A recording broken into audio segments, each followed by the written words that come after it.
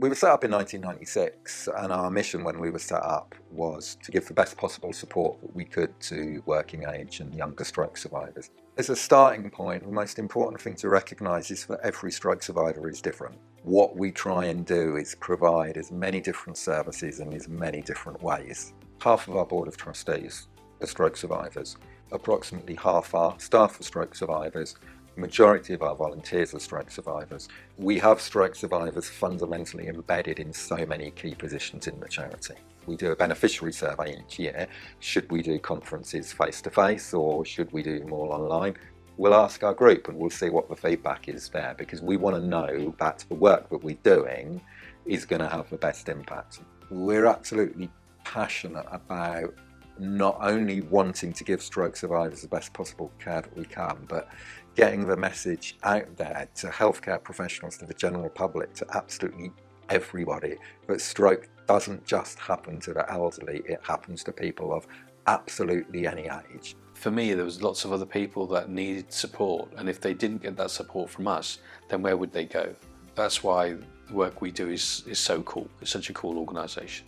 Because the challenges being faced by younger stroke survivors are different, because we now have a network of people who are younger stroke survivors, we understand those challenges. We are able to go and talk to other people and relate to them that we understand what those issues are, and we can help you work through those issues. So many people have tried different things in different ways that someone else has probably found a really clever way of doing it. Having that support available is, I find, incredibly invaluable myself, so it's great to be able to provide it for other people. Initially you feel you're on your own, then you realise that you're not, and there are so many of us out there with so many lived experiences that we can all learn from. Well, the VAS Black and Asian Stroke Survivor Project was started in 2021, and that's after different strokes came across the statistics which show that if you're Black or South Asian, you're at a higher risk of stroke and more likely to have one when you're younger. So they realised that there was a problem and they had to work hard to find different ways to reach out, connect and support Black and Asian survivors within our charity. We've got over 30 groups around the country. Some are exercise, some are peer support. Each group is different. It depends on what group members want. It's all about supporting stroke survivors that go along. We've got a few events now. Our staple one is the abseil. We do that every year in September. Anyone can get involved with that, any ability. We like to have our events that everyone can take part in. We did our first fire walk last year. We're going to do that again next year. And we have March On, which is a step challenge. Different strokes gets no government funding at all, so every year we have to start from scratch, decide what we want to do and how much that's going to cost us. So it's really important that people get involved. The initial fear that people have that they won't be able to do it, and then seeing them achieve this challenge at the end is amazing.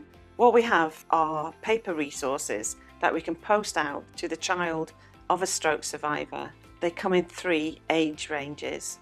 Things can be explained to the little one, and the child can draw, write, whatever they want to do on these wiped clean surfaces, but it explains different scenarios, different outcomes for each stroke survivor, so that a child is not scared of what's happened.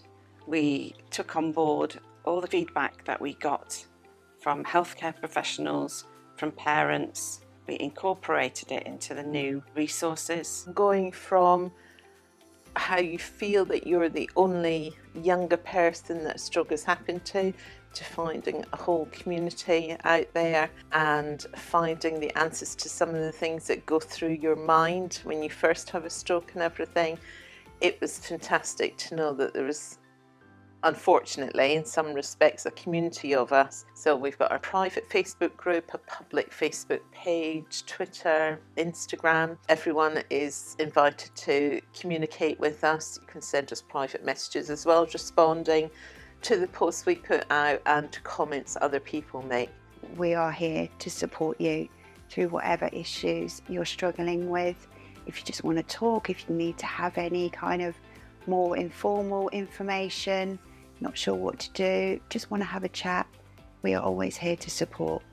Just contact us. Don't worry that you have to have a lot of information or that you need to be presenting with XYZ or that you need to put a lot of information in your email. Call us or email us and say, I've had a stroke, or a close family member of mine's had a stroke.